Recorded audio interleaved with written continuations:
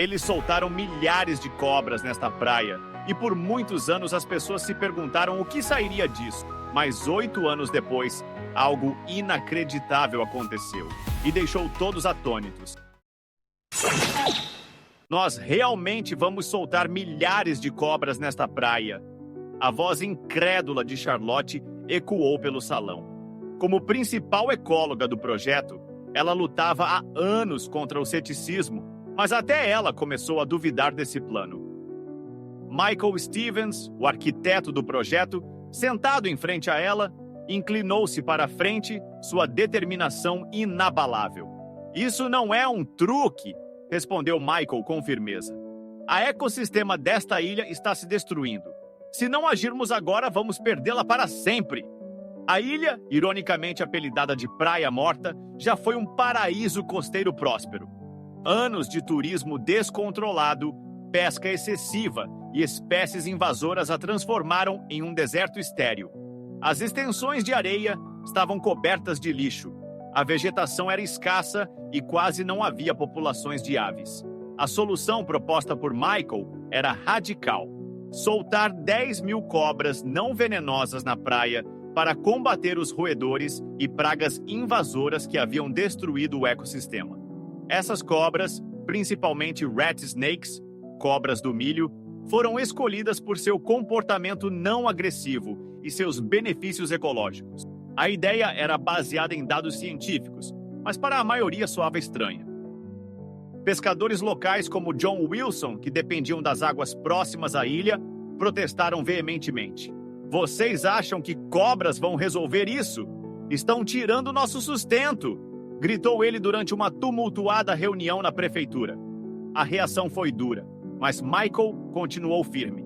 Ele conseguiu financiamento, contratou uma equipe de especialistas e organizou o transporte das cobras. No dia da soltura, a tensão era palpável. Sob um céu cinzento coberto de nuvens, Michael e sua equipe chegaram à ilha com dezenas de caixas. Quando abriram cuidadosamente cada uma delas, milhares de cobras rastejaram para fora e se espalharam pela paisagem desolada. Michael observava em silêncio, com o coração disparado. Ele sabia que era uma aposta arriscada, mas também acreditava que era sua última esperança. A mídia e os moradores locais ridicularizaram o projeto, chamando-o de Ilha das Cobras. As redes sociais explodiram e a reputação de Michael foi abalada. Mesmo assim, ele permaneceu firme, guiado por sua visão de um ecossistema restaurado. O primeiro ano foi difícil. Moradores sabotavam o projeto com frequência, colocando armadilhas e matando as cobras por medo e raiva. A equipe de Michael encontrou dezenas de carcaças envenenadas com anticongelante, um ato cruel que quase destruiu o moral dos ecologistas. Mas em meio a esse caos, começaram a surgir mudanças sutis. A população de roedores, antes fora de controle, começou a diminuir. As ratazanas invasoras, que devoravam ovos de pássaros, começaram a ser vistas com menos frequência. Nos campos de dunas, começaram a surgir brotos verdes, sinal de que a vegetação estava lentamente reconquistando espaço. Mas as pequenas vitórias de Michael foram ofuscadas por novos desafios. Com menos roedores para caçar, algumas cobras começaram a invadir a vila de pescadores próxima, causando pânico. Certa manhã, John encontrou uma cobra enrolada embaixo do seu barco de pesca. Furioso, ele foi até o escritório de Michael. "Isso é culpa sua! Você transformou este lugar num pesadelo!" gritou John, jogando uma foto da cobra sobre a mesa. "Eu entendo sua frustração", disse Michael calmamente. "Mas não se trata apenas de cobras. Trata-se de equilíbrio. A ilha está se recuperando, e isso beneficia a todos nós." John explodiu, mas não se convenceu. A hostilidade entre os moradores locais permanecia forte, e Michael sabia que precisava conquistar a confiança deles. Ele organizou seminários comunitários, convidando os moradores para aprenderem sobre os objetivos do projeto e os benefícios de longo prazo de um ecossistema restaurado. Aos poucos, alguns começaram a perceber o potencial. 3 anos após o início do projeto, as mudanças se tornaram mais visíveis. A grama e os arbustos se espalharam pelas dunas, estabilizando a paisagem arenosa. Aves migratórias voltavam com cautela, e seus ninhos estavam entrelaçados na vegetação. As cobras, agora estabelecidas, caçavam caranguejos invasores que haviam se instalado na região. Mas assim que a situação parecia estar melhorando, surgiu um novo problema. Michael descobriu que alguns roedores haviam se adaptado, encontrando maneiras de evitar as cobras. Ao mesmo tempo, a população de caranguejos invasores crescia mais rápido do que o esperado, ameaçando o equilíbrio frágil. Diante desse revés, Michael introduziu cobras-reis na ilha. Conhecidas por sua capacidade de caçar tanto roedores quanto outros predadores, elas pareciam a solução ideal. No entanto, essa medida reacendeu tensões na comunidade local. Você só está trazendo mais cobras. Como isso vai resolver alguma coisa? Discutiu John em mais uma reunião. Michael explicou os cálculos científicos por trás da decisão, mas a desconfiança persistia. A situação atingiu o ponto de ebulição quando um grupo de pescadores instalou armadilhas ilegalmente na ilha, capturando e matando várias cobras. Michael denunciou os incidentes às autoridades, que aplicaram multas e restrições aos infratores.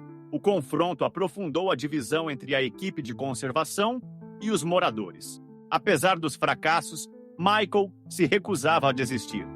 A natureza não se cura da noite para o dia, lembrava ele a sua equipe durante uma semana especialmente difícil. Mas se mantivermos o curso, veremos os resultados. 5 anos após o início do projeto, rumores de mudanças começaram a se espalhar pela vila próxima. John Wilson, antes o crítico mais feroz, começou a notar o que antes passava despercebido. Havia anos que cardumes de peixes voltavam a frequentar as águas ao redor da ilha. Suas redes, que durante 10 anos permaneciam quase vazias, agora estavam cheias de peixes com escamas prateadas brilhantes. A princípio, os pescadores acharam que era apenas coincidência. É só uma época boa do ano, murmuravam. Mas os meses se passaram e a tendência continuava. O retorno dos peixes deu nova vida à vila. Famílias que mal conseguiam sobreviver finalmente puderam consertar suas casas. E crianças que haviam abandonado a escola para ajudar os pais na pesca puderam voltar aos estudos. Mesmo assim, muitos moradores ainda guardavam ressentimento contra Michael e seu projeto. Insistiam que aquilo não tinha nada a ver com as cobras. O oceano não precisa ser salvo. Michael, no entanto, observava calmamente as mudanças. Ele sabia que a vegetação recuperada da ilha havia estabilizado a linha costeira, reduzido a erosão e criado um habitat mais saudável para a vida marinha. Certo dia, enquanto Michael fazia uma pesquisa, um visitante inesperado apareceu. John estava parado na beira da praia, com uma expressão cautelosa no rosto. Você estava certo, o peixe voltou, admitiu ele a contragosto. Michael sorriu. Não se trata apenas dos peixes, John. Trata-se de dar a ecossistema uma chance de se recuperar. Inspirado pela mudança de perspectiva de John, Michael organizou uma reunião com os pescadores para discutir métodos de pesca sustentável. Ele explicou como a pesca excessiva poderia anular todo o progresso que haviam alcançado e propôs a implementação de cotas de pesca para manter o equilíbrio. A proposta gerou reações mistas. Alguns reconheceram a sabedoria nas palavras de Michael, enquanto outros se opuseram às restrições. Por que devemos seguir suas regras? Perguntou um dos pescadores. Esse é o nosso sustento. Antes que Michael pudesse responder, John se levantou e disse: porque isso não diz respeito apenas a nós, mas aos nossos filhos. Passamos anos tirando do oceano sem dar nada em troca. Agora é a nossa vez de protegê-lo. As palavras de John tiveram peso, e aos poucos a comunidade começou a aceitar a ideia de trabalhar com Michael e não contra ele. Para fortalecer a parceria, Michael propôs uma iniciativa de ecoturismo, onde visitantes poderiam aprender sobre a restauração da ilha e seu impacto na flora e fauna marinhas. Esse plano não só trouxe renda extra para a vila, como também despertou um sentimento de orgulho entre os moradores. À medida que a ilha prosperava, também cresciam os laços entre Michael e os habitantes locais. No entanto, Michael sabia que ainda havia um longo caminho pela frente. Já se haviam passado 8 anos desde que Michael Stevens e sua equipe soltaram milhares de cobras na ilha. Os resultados do trabalho de restauração superaram todas as expectativas. A Praia Morta, que antes era alvo de zombarias, agora estava irreconhecível. E mesmo assim, Michael não conseguia se livrar da sensação de que havia algo mais profundo nisso tudo. Um mistério esperando para ser revelado. Foi então que algo incrível aconteceu. Durante a última expedição do ano, Charlotte, a principal ecóloga da equipe de Michael, fez uma descoberta importante. Um pequeno fio de água doce fluía debaixo das raízes de uma árvore.